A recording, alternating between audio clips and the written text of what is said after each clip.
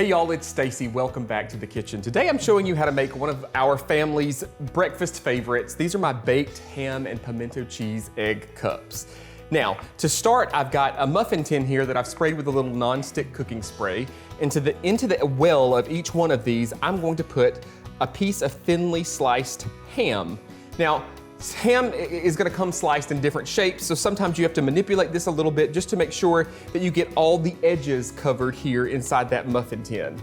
To that, I'm going to add about a tablespoon of pimento cheese. Now, you can make homemade pimento cheese, it works perfectly in this, or if you'd like a shortcut, there's some really great pre-made pimento cheese that you can get from the grocery store, and that's what we're doing here. Just spread that in there and kind of press it down into the bottom. That's going to help that ham hold its shape. All right, next, we're gonna top these with an egg.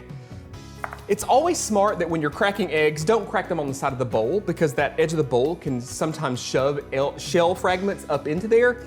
Crack it on something flat like the countertop, and that's gonna help prevent that from happening. And I also recommend that you crack your egg into a small bowl. That way you can make sure there's no shell in there before you pour it on top of your egg cup here. We're just gonna gently pour those right in the top of each one of these.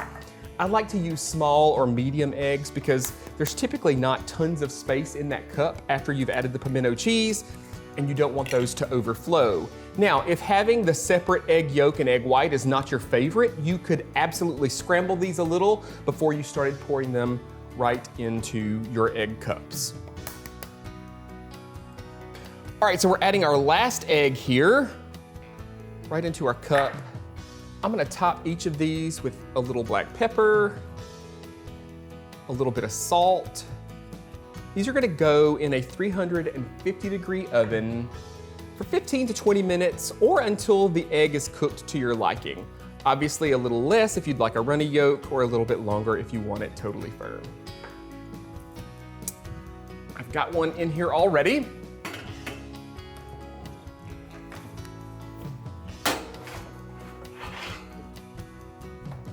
You can see how beautifully these bake up. They're great served warm just like this. You can even pop these in the refrigerator and reheat them the next day. Super delicious. It's a fun and easy way to make something a little different for breakfast. Folks, you can find this full, easy recipe that's also printable right on the website at southernbite.com. Just search for the Simply Southern TV section.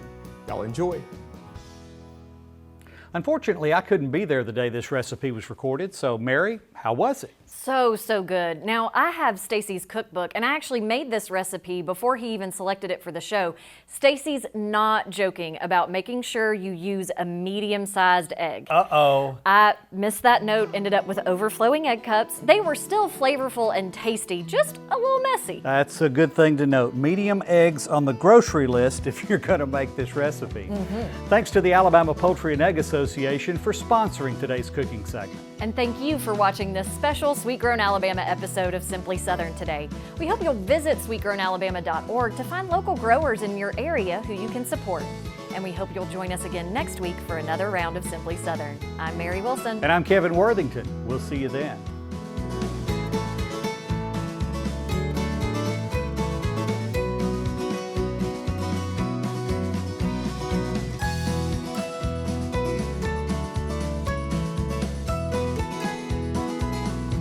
Simply Southern is produced by the Alabama Farmers Federation and made possible with the support of Alabama Farmers Cooperative and these sponsors.